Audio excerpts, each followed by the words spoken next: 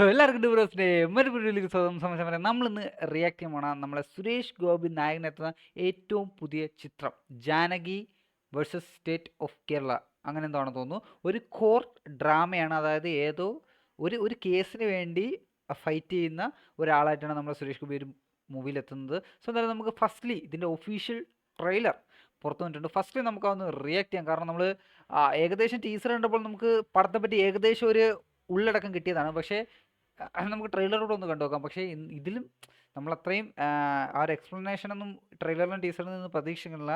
കാരണം പടത്തിൽ ഇതെല്ലാം നമ്മൾ പുറത്തുവിട്ട് കഴിഞ്ഞാൽ പിന്നെ പടം കാണുമ്പോൾ എന്തോ ഒരു എൻ്റർടൈൻമെൻറ്റ്.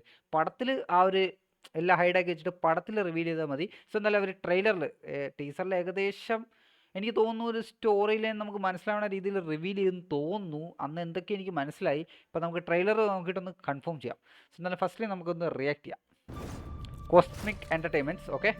ഇനി ഇങ്ങനെ വിളിച്ചാൽ ഞാൻ ഫോൺ എടുക്കില്ല കേട്ടോ. അയ്യോ, ഇങ്ങനെയുണ്ടോ ഒരു വിളി? സബ് ടൈറ്റിൽ വേണ്ട, മലയാളം അല്ലേ, അതിന് സബ് ടൈറ്റില്ല. പിള്ളേച്ചനെ കൊണ്ട് ഇങ്ങോട്ട് ബംഗളൂരു. എന്നിട്ട് അച്ഛനും മോൾക്ക് അടിച്ചു പൊളിക്കാലോ. ഓ, ഇത്ര നാളായിട്ടോ അവളെ സിനിമയിലാ കണ്ടിട്ട്. ആ ഹൃദയത്തിലാണെന്ന് തോന്നുന്നു ലാസ്റ്റ് ആയിട്ട് കണ്ടത്. നല്ല സ്മാർട്ട് ആയിരുന്നല്ലേ? ഓഫീസൊന്നല്ല, എല്ലായിടത്തും. Based on actual facts. Oh,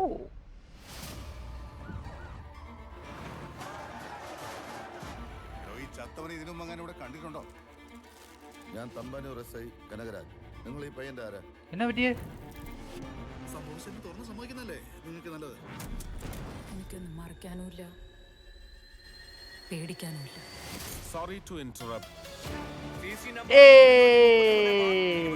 Yes, it's really shocking that Advocate David Abel Donovan is the lawyer for the defense. ഞാൻ ചെയ്യുന്നത് വക്കീൽ പണിയാണ്. വിസ്താരം കോടതിക്കുള്ളിലാണ്.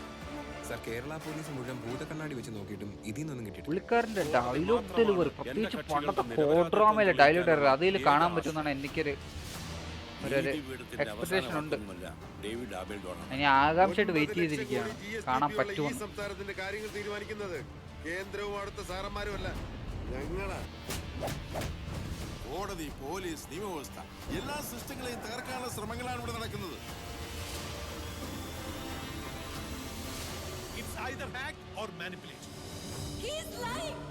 എന്ത് വന്നാലും ജാനകിക്ക് നീതി കിട്ടണം. എന്നാ ചെയ്തോളൂ. അവരെ ഒളിപ്പിക്കാൻ ആരൊക്കെ ശ്രമിച്ചാലും I will stand against them, all of them, and they will be crucified in the court of justice. സംഭവം നല്ല ക്വാളിറ്റി ഒക്കെ ഉണ്ട് കേട്ടോ. ഫൈറ്റൊക്കെ ഉണ്ടോ? And I care a shit for your power politics. Punch വരുന്നില്ലല്ലോ അച്ഛനെ.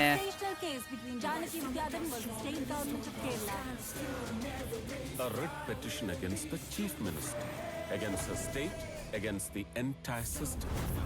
അവളുടെ ശബ്ദമാണ് ഇനി ഇവിടെ മുഴങ്ങുന്നത്. Janaki versus state of Kerala.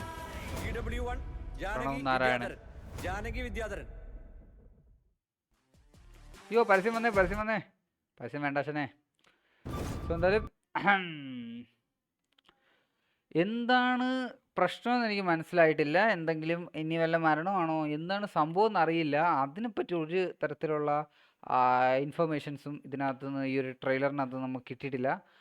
പക്ഷേ ഒരു കോഡ്രാമയാണെന്നുള്ള കാര്യത്തിൽ പ്രത്യേകിച്ച് ഞാൻ എടുത്തു പറയേണ്ട അത് ഫസ്റ്റ് ലുക്കിൽ തന്നെ ഉള്ള കാര്യമാണ്. കോഡ്രാമയാണെന്ന് അത് ഇത് കണ്ട് പറയേണ്ട കാര്യമൊന്നുമില്ല.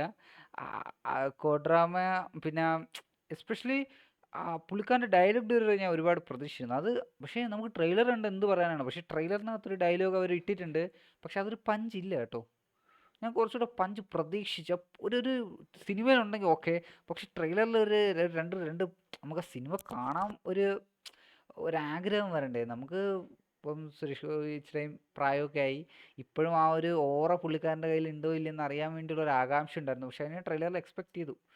പടത്തിലുണ്ടെങ്കിൽ ഒരു ഡയലോഗ് ഇടാം. അത് ഇച്ചിരി പഞ്ച് കുറവാണ് ആ സാധനം. എനിക്ക് അങ്ങോട്ട് കേട്ടിട്ട് അങ്ങോട്ട് ഒന്നും തോന്നിയില്ല ആക്ച്വലി. ഞാൻ കുറച്ചുകൂടെ എക്സ്പെക്ട് ചെയ്തു കേട്ടോ. പക്ഷേ ട്രെയിലർ കൊള്ളാം.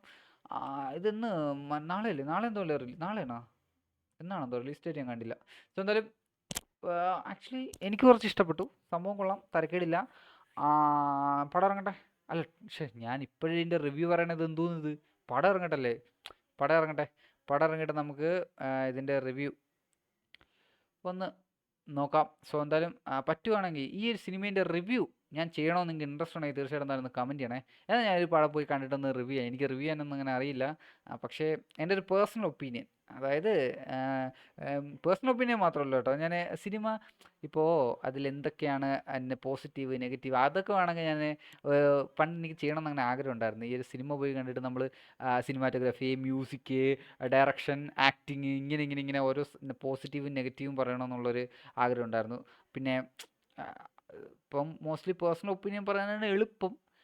ഇങ്ങനെ ഇരുന്ന് സിനിമേനെ അനലൈസ് ചെയ്യാനൊന്നും നമുക്ക് പറ്റുന്ന പരിപാടിയല്ല. അത് ചിലപ്പോൾ ഞാൻ പറഞ്ഞാൽ തന്നെ ചിലപ്പം ഭൂരിഭാഗം തെറ്റിപ്പോവും. എനിക്ക് പോസിറ്റീവായിട്ട് പറഞ്ഞ സംഭവങ്ങൾ ചിലപ്പോൾ നിങ്ങൾക്ക് നെഗറ്റീവ് ആയിരിക്കാം. സോ എന്തായാലും സംഭവം കൊള്ളാം, നല്ലൊരു ട്രെയിലർ തന്നെയാണ്. സോ എന്തായാലും നമുക്ക് പടം ഇറങ്ങട്ടെ, പടം ഇറങ്ങിയിട്ട് ബാക്കി സംസാരിക്കാം. സോ നിങ്ങൾക്ക് സിനിമയെ പറ്റിയുള്ള എക്സ്പെക്ടേഷൻസ് തീർച്ചയായും കമൻറ്റ് ചെയ്യാൻ വേണ്ടി ഇഷ്ടപ്പെടും. ലൈക്ക് ചെയ്ത് നിങ്ങളുടെ ഫ്രണ്ട്സ് എല്ലാവർക്കും ഷെയർ എത്തിക്കുക. അപ്പം മറ്റൊരു വീഡിയോ കാണുന്നവരെ